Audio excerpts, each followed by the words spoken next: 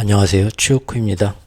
지금 세력들의 기축통합 패권전 약 3, 4년 전부터 코로나가 터진 이후로 그리고 또 우크라이나 전쟁이 시작되고 지금 세상이 굉장히 급하게 격변을 하면서 이것이 도대체 무슨 일인가 하면서 많이들 당황하는 세계인들이 있지만 우리가 이것이 2008년, 2009년, 2010년도부터 시작된 이 기축통화라는 것이 무엇이고 또 근본 위제를 벗어버리고 페트로달러 이후로 넘겨온 이 근본 문제가 무엇인가, 그리고 그 달러의 패권이 어떻게 약해지면서 세상에 지금 극도로 지금 왜곡되게 발전한 자본주의가 또 다른 종말로 나아가는 통화의 근본적인 생명 주기와 그 다음에 명목금리, 실질금리 이런 거를 이해하고 세상의 국제 정세와 경제의 흐름을 봐야만, 아무도 알려주지 않고 지구촌 대부분의 사람을 경제 식민지로 지금 부리고 있는 최상위 기득권층이 보고자 하는 방향이 뭔가를 알아야 세상을 제대로 파악을 하고 또 그들에게 선동당하면서 끌려가는 피동적인 삶이 아닌 우리 모두가 보다 나은 문명의 개화를 염원하는 지구 인류의 구성원으로서 각자가 올바른 자각을 통해서 올바른 결정과 목소리를 내기 위해서는 지금 이 자본주의의 생태, 생리 이거를 똑바로 좀 꿰뚫어 볼 필요가 있다고 생각을 합니다. 그래서 제 블로그에 오시면 카테고리 중에 그 매트릭스 빨간 약 먹기라는 그 안에 들어가시면 조금 어렵지만 반드시 알아야 할 경제 지식 해서 지금 말씀드린 통화의 생명주기와 명목금리, 실질금리, 그래서 어떻게 해서 이 마스터 플랜이라는 게 나오게 되었는가, 아주 십몇 년 전부터 철저히 계획됐다는 거.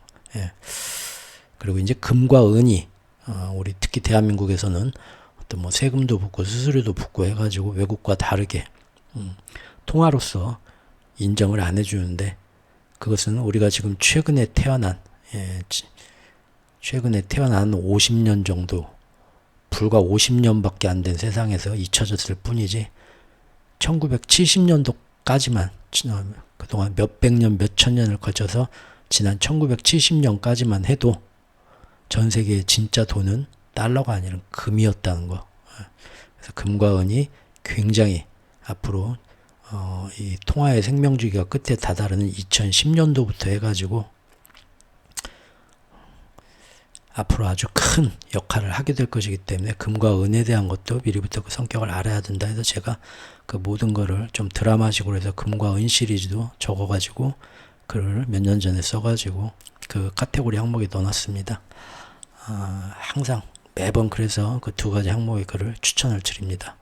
자, 지금 영상의 이 흐름은 처음에 미국의 자산시장에서 해리스를 돕기 위해서 연준이 빅컷이 되고 모든 경제 금융 세력이 트럼프가 이번 마스터 플랜을 제대로 이어갈 만한 말이 통하는 인물이 못 되기 때문에 바이든 말고 해리스로 교체를 해가지고 해리스를 밀어주기 위해서 연준이 갑자기 빅컷으로 금리 인하를 했고, 하지만 경쟁국들의 경제, 특히 중국 같은 게 다시 그 기회를 빌어서 살아나는 걸 막기 위해서, 그래서 다시 필요 이상으로 빠지려는 달러를 끌어올리고 필요 이상으로 떨어지려는 미국 국채 금리를 올리기 위한 그런 필요성이 있었죠. 특히 지난주에 중국이 대대적인 경기 부양을 예고하면서 드디어 중국의 위안화가 7위안 밑으로 떨어지면서 증시가 뭐 상하이, 홍콩이 오르는 거 그런 건 상관없고, 문제는 중국의 위안화가 안정이 되면서 외국으로 탈출하던 외국 자본들이 다시 투자하겠다고 들어오게 되는 겁니다. 그 나라가 열심히 경제를 살려고 그 나라 경제가 살아나는 거는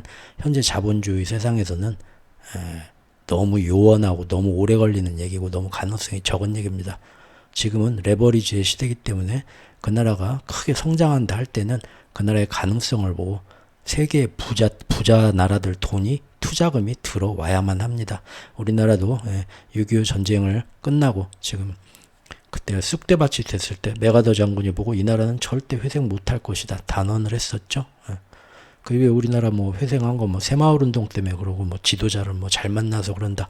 우리는 그렇게 사람들을 아무것도 국제정세 이런 경제를 모르는 옛날 우리 어머니 아버지 세대들은 그렇게 세뇌를 받아왔고, 저도 국민학교를 다니면서 그렇게 배워오면서 우리 박정희 대통령님 만세했지만 사실은 외국에서 전략적으로 민주주의 어떤 그 공산주의 해가지고 대립되는 양상에서 전략적 요충지로서 우리나라를 키울 필요가 있다 해가지고 외국이 어마어마한 구호와 투자, 차관이 들어왔기 때문에 그 레버리지로 인해서 우리가 무슨 일이든 벌리고 성공할 수 있었던 거지.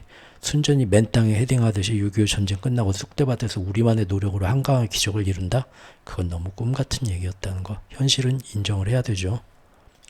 안타까운 것은 지금 가자 지구가 42,000명이 지금 죽었고 대부분 민간인이고 또 아이들과 여자들도 많이 죽었고 그리고 가자 지구 그 좁은 인프라 그 좁은 지역의 모든 시설, 인프라, 건물이 80%가 파괴됐습니다. 1년 만에.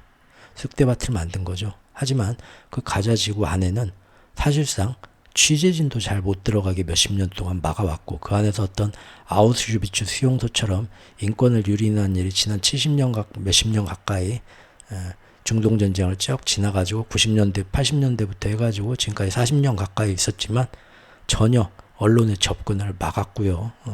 그리고 철저히 통제되는 사회였고 인권이나 모든 권리가 유린되는 사회였고 그런 사회를 지금 하마스를 구실로 해가지고 80%의 인프라를 망가뜨리고 인구를 저렇게 줄여놨기 때문에 복구를 하려면 오늘 기사를 보니까 제대로 그게 잔해를 전쟁의 잔해를 치우는 데만 해도 무려 14년의 시간이 걸릴 거라는 지금 UN 환경계획부의 그 예상이 지금 나와 있습니다. 돈도 없는 어마어마하게 들어가고요. 그럼 가자지구를 살리려면 국제사회가 예전 우리나라 살린 것처럼 도움의 손길을 주고 어마어마한 재정 지원을 해주고 빚이라도 들여와야 될 겁니다. 그러나 그런 걸 막겠습니까? 아니, 그런 거를 용납을 해주겠습니까? 이스라엘에서 가자지구에 들어오는 구호 물품조차도 핑계를 대면서 막고 있는데 그렇죠? 결국은 인종 청소, 홀로코스트, 시오니즘 완성을 위한 지금 안 좋은 상황이 발전을 한 거죠. 잠깐 전쟁 옆길로 샜는데 전쟁 얘기는 이미 지난 토요일 세러데이 나잇 라이브 시간에 다 했고요.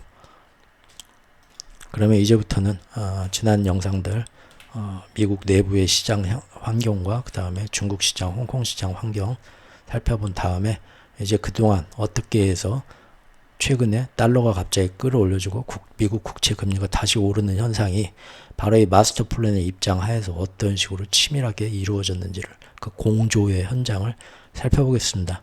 물론 저희 채널의 흐름을 예전부터 서사와 문맥을 다 이해하면서 꾸준히 같이 오신 분들은 대충 다들 눈치채고 계셨을 겁니다. 항상 제가 지난 2년 동안 지적했던 바로 그 방법, 바로 기축통화국과 준기축통화국들, 달러 인덱스 안에 들어가 있는 7개 나라의 통화국가들이 서로 간에 금리를 전화해서 담합하듯이 올렸다 내렸다 짜맞추고 하면서 달러를 밑에서 받쳐주는 것이고 그 외에 우리가 6월부터 벌벌 떨고 7월 중순부터 놀래고 9월 초순 9월 17일, 18일 FOMC 이전까지 우리 추석 연휴까지 세력들이 앞으로 뭔가 경제 외적인 면에서도 뭔가 큰 안 좋은 일을 준비해 놓는 깜빡이가 이 신호에 나올 건데 이벤트 1, 2, 3를 보자 했을 때 그때 결론을 냈었죠. 그래서 추석 연휴 끝나면서 제가 특히 회원분들한테는 총 정리 영상을 2개를 만들어 가지고 앞으로 이제 흐름에 주의하자 했던 거죠.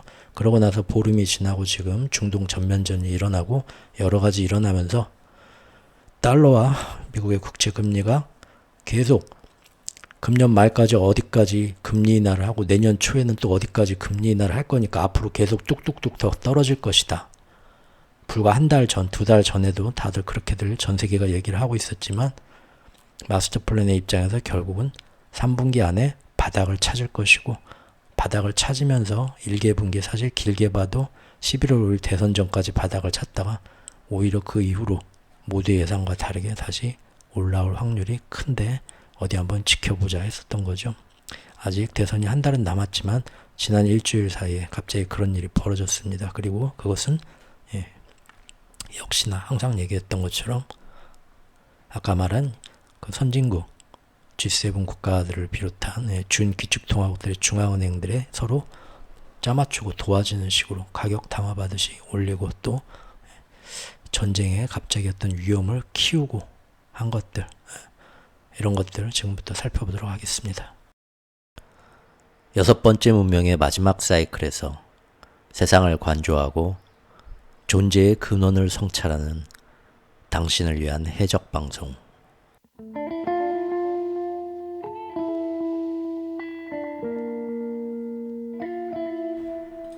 최후의 오크의 경제 이야기.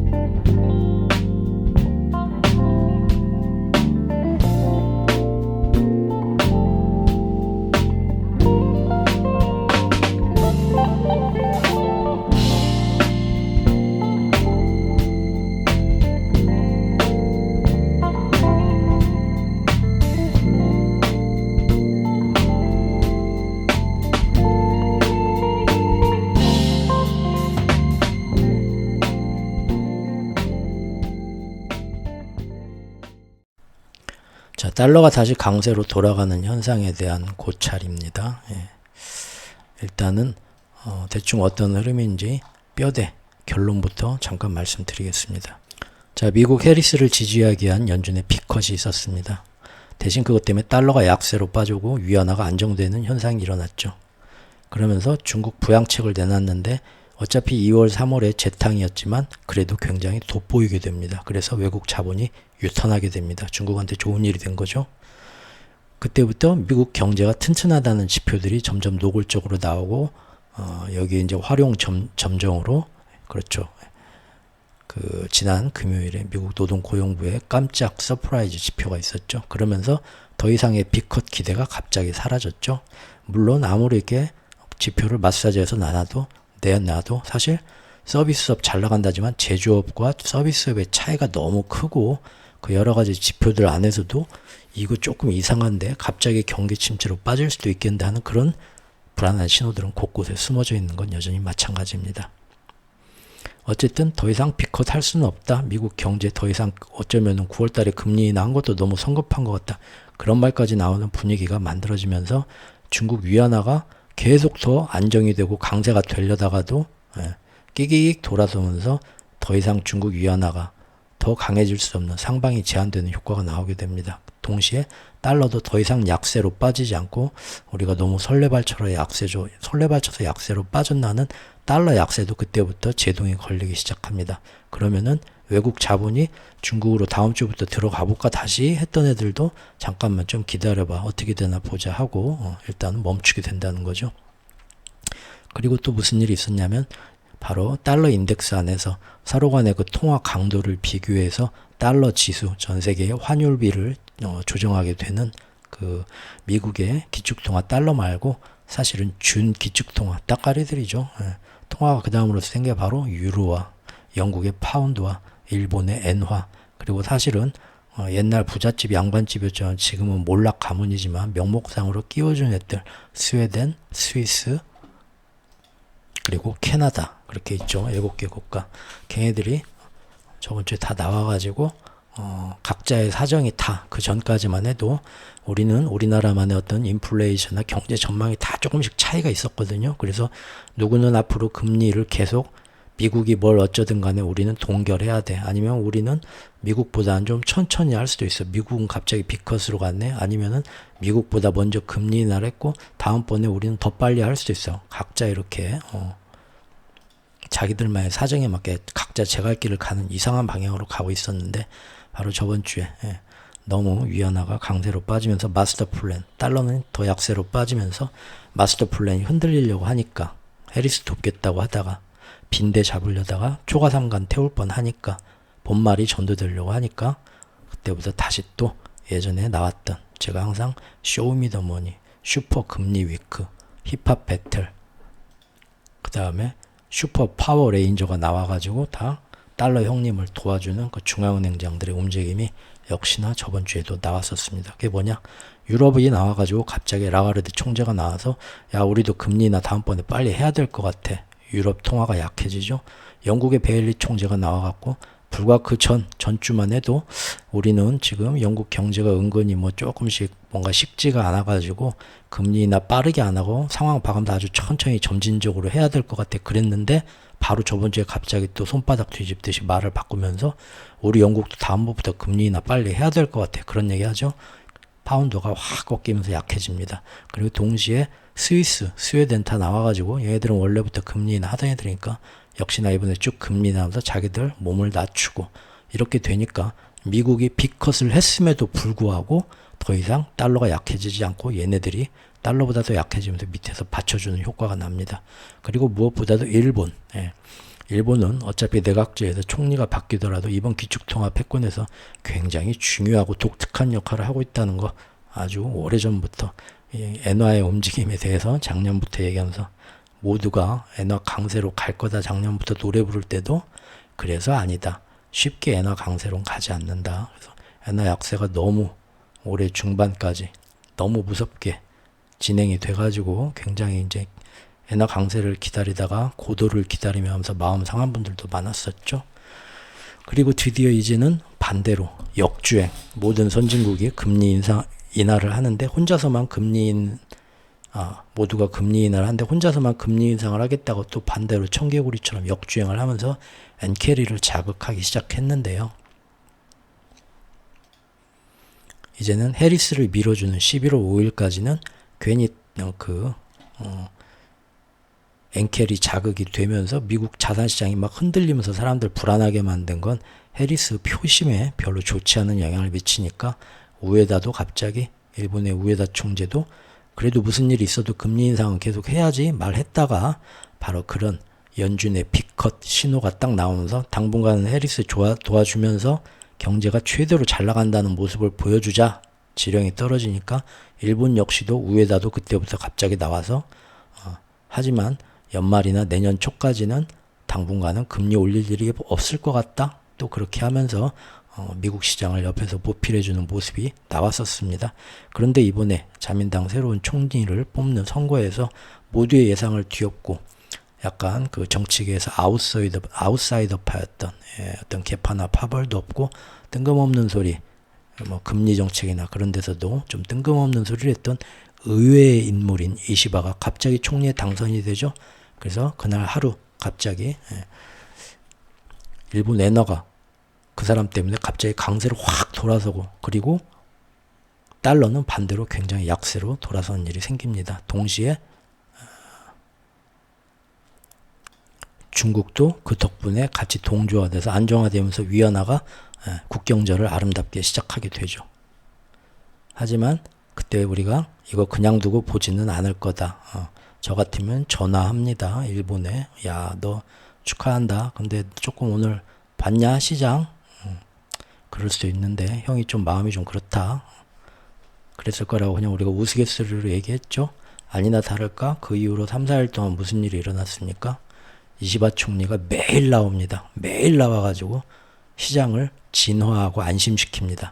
나 그런 사람 아니다. 나 예전에는 그런 말 했던 사람이지만 지금은 모든 금리에 대한 전권을 우에다 총재한테 다 맡기고 그 사람이 알아서 지금은 더 돈 풀고 완화적으로 갈 때라고 생각한다. 뭐 계속 여러 가지 얘기를 하면서 결국은 엔화를 며칠 만에 갑자기 약세로 확 만들었죠. 엔화가 약세가 되니까 달러가 덕분에 또 강세가 됩니다. 이렇게 외부에서도 열심히들 도와주었다 이겁니다. 그리고 무엇보다도 가장 크게 영향을 미친 건 역시나 전쟁이죠. 네타냐후가 침공하고 중동 전면전으로 끌고 가면서 전 세계가 다시 달러에 주목하게 만드는 것. 이것이 제일 컸다.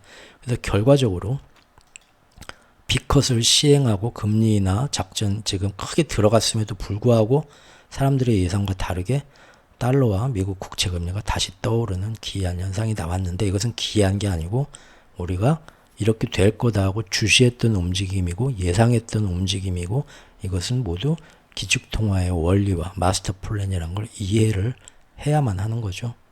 자, 이제 머릿속으로 잘 이해가 잘 안 되신 분들도 있는데 확실히 그림 공부하면서 확실하게 살펴보겠습니다. 달러 지수입니다. 바로 이 앞전 영상들에서도 잠깐 언급했던 것처럼 중요한 경계선을 갑자기 이제 이 8월 1일 날 내려온 것도 그때 우리가 꼭 재밌게 봤었고요. 결국 이제 비커다 하면서 경계선 더 이상 못 내려고 내려가죠. 그런데 아주 중요한 그 예전 차트에서도 보면 기술적 지지선이었던 그 밑으로는 신기하게 잘 안 내려가죠. 내려가도 바로 꼬리 달고 올라오고 이런 일들이 계속 진행이 되는데 이시바 총재가 당선이 되는 그 발표가 나오던 9월 27일 날 갑자기 한 번이 파란색 지지선 밑으로 떨어지는 일이 생기죠. 엔화가 강세가 되면서. 하지만 그 이후로 쭉 올라옵니다. 올라오는데 많은 역할을 했지만 가장 큰 역할을 한 건 전쟁이고요. 그 다음에 파월이나 뭐 미국 경제지표, 미국 내부 자체에서도 노력해서 끌어올렸고요. 외부에서는 각국의 중앙은행장들이 각자의 통화의 약한 모습을 암시를 하면서 달러 인덱스에서 달러를 끌어올린 모습입니다. 그래서 아직은 102.99, 103.8이 여기까지는 가지 않았죠. 사실 지금 빅컷이 시작됐고 앞으로 계속 금리 인하 시즌에 들어갔는데도 불구하고 102.99, 103.8을 다시 넘는다는 건 사실 상상하기가 어렵습니다. 그래서 일단은 설마 그러기는 힘들 거라 보는데 그래도 단방에 여기까지 올라왔다는 거죠. 이 정도까지만 올라와도 지금 102를 넘었습니다. 종가가. 달러 강세가 102를 넘으면 모든 나라의 환율은 다시 금리 인하하고 자시고 위태로워진다는 겁니다. 대표적으로 우리나라만 봐도 알죠. 예. 한때 1310원까지 떨어지면서 정말 이제 힘든 일 다 갔다고 좋아했던 날이 언제입니까? 9월 말이었어요. 9월 30일 날은 순간 1300 이거 9월 30일은 언제야? 최저가가 순간 1303원까지 떨어진 적이 있었어요. 감개무량하죠. 1300원, 1293원. 야, 또 옛날 생각나네요. 이거 지금 환율은 유튜브 시작하기 전에 블로그에서부터 이때 작두 탔었죠. 제가 계룡산 작두 하나하나 타고 해가지고 올라갔다가 내려왔다 그랬죠. 환율, 국채 정말 알기 어려운 분야라고들 합니다. 예측하기 정말 어렵다고 하고 하지만 최근 몇 년간은 환율이 제 경우에는 아주 쉬웠습니다. 세상에서 공부가 제일 쉬웠어요. 뻔뻔한 놈들처럼. 왜냐? 바로 그 마스터 플랜이 어떤 방향으로 갈 거다라는 걸 가정을 해놓고 거기에 맞춰서 짚어갔는데 운이 좋아서 맞은 겁니다. 결국은 증명은 할 수는 없어요. 마스터 플랜이 어디에 있는지. 하지만 마스터 플랜대로 지난 3년간 흘러온 게 가고 있다는 겁니다. 결국은 보이지 않는 실체 같은 투명 드래곤 같은 판타지에 나오는 얘기 같지만 마스터 플랜은 분명히 지금 어디선가 힘을 발휘하고 있다는 증거지요. 자, 그럼 달러가 이렇게 올라가는데 어떤 식으로 영향을 줬나 봅시다. 예. 유럽입니다. 유럽이 지금 이 정도 어느 정도 올랐었는데 이때부터 갑자기 유럽이 우리 지금 내려야 된다 그런 얘기를 하기 시작합니다. 우리도 조만간 금리 인하 빠르게 해야겠다. 라가르드 총재가 그전엔 안 그랬거든요. 유럽이 계속 먼저 금리 인하를 하고 경기 침체에 대비해서 하지만 라가르드 총재는 굉장히 신중했어요. 계속 어떻게 될지 모른다. 항상 미국 연준처럼 앞으로 나오는 데이터 보고 결정하겠다. 지금은 뭐라 성급히 말을 안 하겠다. 그런 견해를 유지를 했었고 ECB 안에서도 매파 인사들은 이렇게 금리 인하 계속해서는 안 된다. 그런 얘기. 인플레이션이 언제든 재반등할 수 있다. 왜죠? 우크라이나 전쟁이 점점 심해지니까.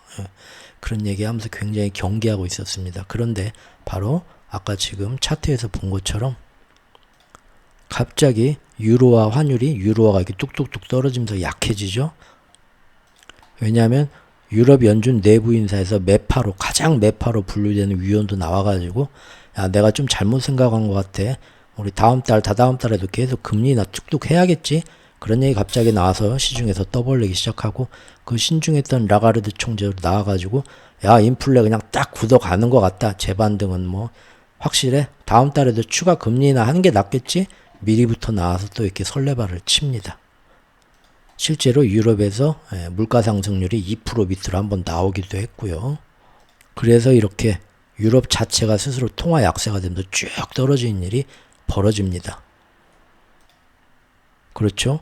이렇게 유럽 자체가 통화가 떨어지니까 달러 인덱스 안에서 서로의 통화력에 상대적인 평가를 통해 가지고 달러 강세가 정해지는 건데 얘가 언제부터 9월 27일부터 유로화가 저런 식으로 순전히 떨어진 거는 뭡니까? 이때도 이미 다 유럽 경제가 침체를 향하고 있다. 다 알고 있었습니다.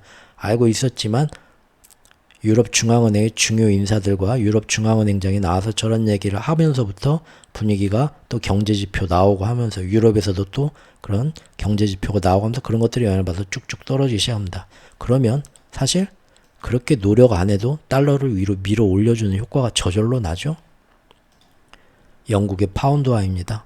파운드화도 마찬가지입니다. 9월 27일부터 내려가기 시작하죠. 정확히 여기 보면은 자, 앤드류 베일리 영국은행 총재가 나와서 그 전까지만 해도 우리는 영국만의 상황이 있기 때문에 굉장히 점진적으로 어쩌면 한 번씩 동결해야 될지도 몰라 내리더라도 아주 천천히 내려서 그런 얘기를 해가지고 사실 그 전까지만 해도 파운드화가 굉장히 강세로 가고 있었습니다. 유로화보다 쫙 올라가고 있었거든요. 몸값이 막 올라가고 있었는데 갑자기 베일리 총재가 나와 딴소리를 하면서 야 우리 좀 금리 좀 공격적으로 앞으로 내려야 될 것 같아. 내가 가만 생각해 보니까 파운드화가 갑자기 영국 파운드화가 급락을 하게 됩니다. 조금 더 공격적으로 a little bit more aggressive. 이는 점진적인 접근을 중시하겠다던 종전 입장과 갑자기 달라진 태도다. 기사에도 나오죠. 그래서 파운드화도 정확히 9월 27일부터 갑자기 급락을 합니다. 그러면 가만히 있는 달러도 저절로 띄워주는 효과가 나죠. 마침 달러가 우리가 중요하게 보던 이 지지선을 내려가냐 마냐 하면서 허걱 되고 있었는데 위험하다 SOS 나오니까 이렇게 또 도와주는 겁니다. 사실 이 움직임은 한두 번 본 게 아니죠. 블로그에도 꾸준히 얘기했었고 제가 유튜브를 작년 초부터 시작하면서부터도 이미 이거는 매번 금리 슈퍼이크라고 해서 그때마다 매번 이번에 어떻게 되나 봅시다 하고 보고 매번 그렇게 됐었습니다. 그러니까 이제는 뭐 모르는 사람들은 모르겠지만 제 채널에서는 이제는 뭐 뻔히 좀 맨날 똑같은 방식이니까 눈에 보이는 거죠. 그리고 이번에 가장 큰 죄인이었던 일본의 엔화. 일본의 엔화는 너무 설레발쳐서 막 내려갔었죠. 이때 내려갔던 것도 있는데 어떤 문제가 있어서 내려간 엔화가 갑자기 강세가 됐는가. 그때도 참 재밌게 살펴봤던 저만 재밌었지만 기억이 있는데요. 너무 지금 과하게 내려가서 바닥을 찾아야 되는데 결국 1140 달러당 140에 한 번 찍고 올라오는 과정이었죠. 그래서 그때 우리가 볼 때 아무래도 여기서 좀 애모하고 있던 145엔 수준으로 다시 돌아올 것 같다. 이게 아마 엔화에선 바닥이 되지 않을까 그런 생각하고 있었죠. 사실 이때도 투기시장에서 환시장에서 145엔 5엔마다 경계에서 사실 콜베팅 더 올라갈 거다. 왜? 요새 보니까 위에다가 적어도 올해 말까지는 금리 인상은 안 하고 당분간은 그대로 갈 것 같다는 신호를 자꾸 보냈거든요. 그래서 야 우리가 너무 막 일본이 급하게 금리 인상을 막 할 거라고 너무 설레발쳤나 보다 해서 다시 올라오고 있었고 145엔 정도로 아마 본다. 사실 이것도 상대적으로 그 전에 워낙 달러 엔화가 약세였으니까 엔화가 강세로 갔다고 좋아하지만 큰 시계열에서 제가 몇 번 말씀드렸죠. 140엔은 예전에 기억도 못 하시는 분들 있지만 140엔만 올라가도 일본이 망하는 줄 알던 시대가 불과 몇 년 전이었습니다. 사람들이 이렇게 적응을 하는 거죠. 끓는 냄비 속의 개구리들처럼. 항상 좀 더 멀리 떨어진 큰 입장에서 봐야 진짜 모습이 나오는 겁니다. 그래서 엔화가 엄청나게 강세로 갔네. 강세는 개뿔. 예전 같으면 거품 물고 쓰러졌을 수준입니다. 그래봤자 아직도. 요즘에 라이브 방송을 찍으면서 제가 그냥 제 스스로 제 기분에 취해서 너무 늘어지는 쓸데없는 잡소리 들어가는 방송 여러 편 찍어가지고 그거 따라오면서 보는 분들 정말 힘들었을 거라는 생각이 들면서 어젯밤에 깊이 반성하게 되었습니다. 그래서 오늘 내놓는 내용들은 옆길로 안 살라고 최대한 노력하면서 굉장히 또 빠르게 말하고 있습니다. 짧게 끊으려고 노력하고 있는 모습 봐주시고 그동안의 허물도 너그럽게 좀 받아주셨으면 합니다. 그런데 갑자기 이날 총리가 1분에 20화로 결정이 나죠. 그래서 지금 그때도 설명드렸었죠. 엔화가 한때 꼬리까지 달리면서 올라갔다 내려간 건 뭡니까? 엔화 약세를 더 유발하는 그런 총리가 사실 될 줄 이미 정치 사이트나 이런 데서 배팅을 하고 엔화 약세 여기 145엔 경계에서 배팅을 많이 이놈들이 하고 있었다는 거죠. 배팅을 걸어놨는데 의외의 인물 엔화 강세나 금리 긴축을 주장하던 이시바가 당선이 됐다 하니까 오르다가 갑자기 내려가면서 오히려 여기 있던 배팅이 다 손해를 보면서 쉽게 얘기하면 스퀴즈 현상, 커버링 현상이 나면서 그렇게 그 이시바 총재의 어떤 정책 기조를 좀 뜯어보면 그렇게 갑자기 엔화 강세로 빠질 일은 아닌데 오히려 이 반대 현상 때문에 청산 매매가 들어오면서 더 크게 빠지면서 순식간에 하루 만에 엔화가 크게 빠지는 일이 생기죠. 그때가 역시 9월 27일입니다. 가만 보니까 어떻습니까? 전부 지금 나오는 날짜가 9월 27일이죠. 그래서 9월 27일 보면은 달러가 어떻게 됩니까? 이 지금 파란색 우리가 계속 몇 달 동안 보던 이 지지선 밑으로 뚝 떨어집니다. 그래서 이때 9월 27일에 전화를 돌리는 거죠. 내 밑으로 옥상으로 다 모여 한 겁니다. 감히 달러 약세가 되도록 지금 일본이 그전까지는 협조를 잘했는데 이거 안 되겠죠? 이시바 총리가 이때부터 거의 4일, 5일 동안 언론에 날마다 나와가지고 엔화 약세를 만들기 위해서 쭉 엔화가 위로 뜨는 게 지금 약세죠. 엔화 약세를 만들어서 달러를 다시 살려놓기 위해서, 기세를 살려놓기 위해서 헌신을 하면서 비록 자민당의 총리는 바뀌었지만 우리 일본, 저는 앞으로도 예전 기시다 형님과 우에다 총재님의 명을 그대로 받들어서 이번 마스터 플랜 작전에서 미국의 달러를 받쳐주는데 변함없이 충성할 것을 맹세합니다 하면서 눈도장을 찍기 위해서 아주 4일, 5일 동안 잠도 안 자고 노력을 하게 됩니다. 자, 이 사람입니다. 이시바 총리.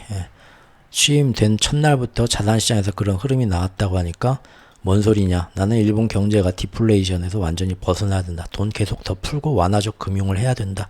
그게 맞다고 본다. 예전에 자기가 했던 말들을 뒤집죠. 그리고 지금 아무리 뭐 금리 인상 시즌에 들어갔지만 일본이 그래도 아직도 경기 침체 디플레 망령은 완벽히 벗어나지 못했다. 계속 시중에서 돈을 푸는 재정 부양책도 할 것이다. 나는. 그래서 경제가 다 살아날 때까지는 당분간 나는 예전에 내가 그때 야당이고 아웃사이더 할 때는 괜히 주류에 있는 아베노믹스 꼴 보기 싫어서 내가 좀 안 좋은 소리도 했는데 이제 내가 주인이 됐지 않냐? 내가 청와대로 들어왔는데 나 그런 사람 아니다. 이렇게 하는 거죠. 기시다 후미오가 했던 대로 그대로 하겠다. 우에다 총재가 얘기하는 것처럼 견조한 임금 성장 소비를 위해서 재정 부양할 거다. 시장을 안심을 시킵니다. 그 다음 날도 나와가지고 내각 인사를 다 기용을 하죠. 어차피 자기 개파 파벌도 없던 아웃사이더였고 기시다 총재 밑에서 지금의 이 우에다 총재랑 협력해서 쭉 했던 그 일을 했던 실무진을 그대로 갖다가 다 기용을 시킵니다. 한 번 더 의지를 보여주죠. 그 다음 날도 나와서 지금은 금리 올릴 때가 아니다. 나 급하게 내가 새로운 총리 됐다고 해서 바로 그 다음 날 우에다 총재 불러가지고 금리 인상 빨리빨리 해야지. 이거 갖고 되겠어. 뭘 자꾸 늦추셔. 빨리빨리 금리 인상 합시다. 그렇게 얘기할까봐 겁먹는다고 하는데 누가 그런 얘기 합니까? 나 정말 부드러운 남자입니다. 지금은 그럴 때가 아닙니다. 하면서 자꾸 엔화가 약세로 뚝뚝 떨어지게 유도를 하죠. 심지어 그 다음 날은 우에다 총재를 찾아가서 악수를 합니다. 야, 우리 뜻이 정말 잘 통해요. 정말 저는 우에다 총재님이 하잔 대로 할 겁니다. 제가 뭘 합니까? 그렇죠? 미국에서 공부하고 오시고 미국 금융계에서 직접 몸담으면서 사사를 받으신 현장 금융을 잘하는 우리 전문가님께 맡겨야지. 제가 뭣도 모르는 정치인이 괜히 함부로 입을 나불댔습니다. 또 이런 모습 보여줬습니다. 시장은 이때까지만 해도 그래봤자 일본은 앞으로 계속 금리 인상 점진적으로 한다고 했으니까 엔화가 약세로 간다고 해봤자 한계가 있을 거다. 다들 그렇게 생각하고 있었습니다. 그런데 이번에는 새로운 내각을 앉히더니 정말로 신임 총리가 된 지 며칠 되지도 않아서 새로운 일본의 경기 부양책을 마련하라고 지시를 내립니다. 자, 그래서 일본의 엔화가 약세로 빠지는데 조금 돌려지는가 싶다가 설마 하는데 진심으로 이시바 총리가 이렇게 나오니까 갑자기 너무 오르죠? 지금 148엔까지 올랐습니다. 달러당. 이게 웬일입니까? 그동안에 여기 지금 지난 8월 초부터 2달간 엔화 약세로 빠졌던 걸 단 며칠 만에 다 회복해서 없던 일로 만든 겁니다. 놀랍죠? 언제부터 이렇게 변했나요? 역시나 9월 27일부터 깜짝 놀랬다가 끌어올려준 거고 엔화가 약세로 쭉 빠지면서 가만히 있어도 달러가 다시 강세로 갈 수 있게 모두 다 밑에 와서 9월 27일부터 형님 한 겁니다. 당연히 나머지 7대 통화 중에 스웨덴 중앙은행도 금리 내리기만 한 게 아니라 조만간 우리 또 내릴 거예요. 여기 좀 봐주세요. 기다리세요. 추가 인하 예고하고. 자, 스웨덴 크로나죠. 스웨덴 크로나도 약해지면서 또 달러 형님 저를 밟고 올라가십시오. 스위스 중앙은행도 바로 같은 시간에 나와가지고 기준금리를 내리면서 또 괜히 다음번에도 곧 합니다. 여러분 저도 좀 봐주세요. 추가 인하 예고 또 동시에 하면서 또 내립니다. 예. 스위스는 스위스 프랑이죠. 예. 자, 다 내리면서 형님 밟고 올라가십시오. 아, 가오 떨어지게 형님이 지금 바닥에 쓰러져 계시네.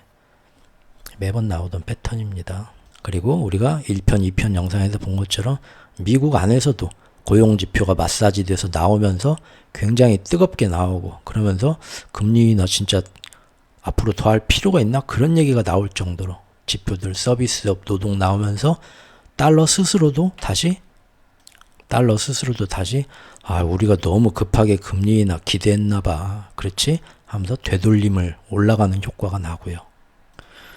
도대체 9월 27일부터 왜들 갑자기 그렇게 급하게 일사불란하게 전화해서 전 세계가 한마음 한뜻으로 손오공 형님한테 원기옥을 모아주려고 또 불이 나게 부단하게 움직였을까요? 그렇습니다. 9월 27일은 바로 판궁성과 시진핑이 중국에서 똥꼬 차력쇼를 하면서 전 세계에 중국 시장으로 돈이여 다 돌아오라 하는 효과를 보면서 말로만 그러는 걸 어떻게 믿어 하지만 위안화가 요 밑으로 안정되면서 심지어 달러당 7위안 포치 막으려고 이것도 몇 년 전에 엄청 노력했지만 결국은 올라간 걸 못 잡고 있다. 정말 몇 년 만의 기회입니까? 정말 놓칠 수 없는 기회죠. 지금 보니까 내일부터 중국 시장이 문을 여는데 다시 또 인터뷰 기자회견 바람 잡으려고 하는 거겠죠. 이걸 어떻게든 이때 쓴 돈이 아까우니까 끌어내리고 다시 들어올려다 끼기익 하면서 다시 유턴. 외국 투자자분들 지금 바쁩니다. 갔다가 올려다가 또 갔다가 뺑뺑이 돌고 있죠 여기. 걔네들 끌어올라고 또 뭔가 쇼를 하겠죠. 하지만 진짜 돈을 풀 거냐, 진짜 부양책을 풀 거냐, 아니면 외국 돈이 진짜 들어올 거냐 하는 거는 아까 지난 그 중국 영상에서 우리가 본 것처럼 두 가지 관점. 부양책이 정말 말뿐인 부양책 어떤 또 효과 립 서비스만 할 거냐, 진짜 한 차례 더 돈을 풀 거냐, 그래서 위안화가 안정될 거냐, 그걸 볼 거고, 두 번째는 정말로 그렇게 정책금리와 유동성 강화를 어마어마하게 포를 쐈다고 하는데 지난 국경절 연휴 동안 앞으로 나올 경제 지표를 보고 정말로 사람들이 돈을 얼마나 썼냐, 내수가 움직였냐, 아니면 한 달 뒤에 나오는 중국 경제 지표가 얼마나 좋아졌냐, 그거 보고 확실하게 돌다리 두드려 찍고 들어오려는 애들도 있을 테고, 그건 이제 우리가 보면 되겠죠. 어쨌든 9월 27일이 바로 이날이란 겁니다. 그렇죠? 역사적인 7위안 밑으로 끌어내렸던 날. 너무 좋았겠죠?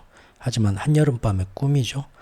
아까 말한 이 선진국들의 공조 때문에 다시 속절없이 중국 시장에 털리면서 위안화가 약세로 빠집니다. 그런다 해도 너무 급하게 빠지죠. 왜 그랬을까요? 저번 중국 시장의 영상에서 말씀드린 것처럼 중국의 국경절 연휴가 되면서 낮에 환시장도 문을 닫습니다. 그러면 낮에 환시장에 들어와서 중국 위안화를 공격하는 움직임은 적어지니까 어떻게 보면 도움이 되지만 반대로 역외 시장에서 아유 지금 국제 거시경제가 이렇게 돌아가네 하면서 역외 시장에서 중국이 밤에 잠잘 때 열리는 해외에 있는 시장이죠. 그런 데서 위안화를 쓰레기다 하고 다시 막 던지고 달러를 막 사는 움직임이 되면 그만큼을 낮에 환시장을 열어서 중국 시장이 보충을 하고 막아내야 되는데 그것도 못하게 되죠. 일장일단이 있는 겁니다. 그래서 국경절 연휴 쉬는 동안 역외 시장에서 버림받으면서 속절없이 당해갖고 순식간에 이렇게 뜬 겁니다. 즉 해리스를 지지하기 위해서 세력들이 도움은 주지만 그래서 비컷하고 그러면서 달러가 좀 약세로 빠졌지만 그런다 해서 중국이 또다시 살아날 수 있는 황금 같은 기회는 절대 주지 않는 게 마스터 플랜이다.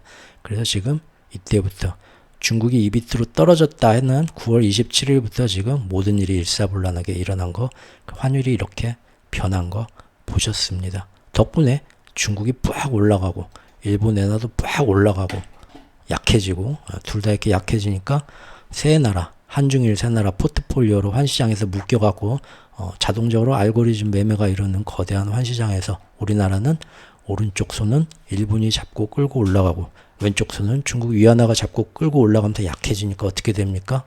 네, 이렇게 되죠.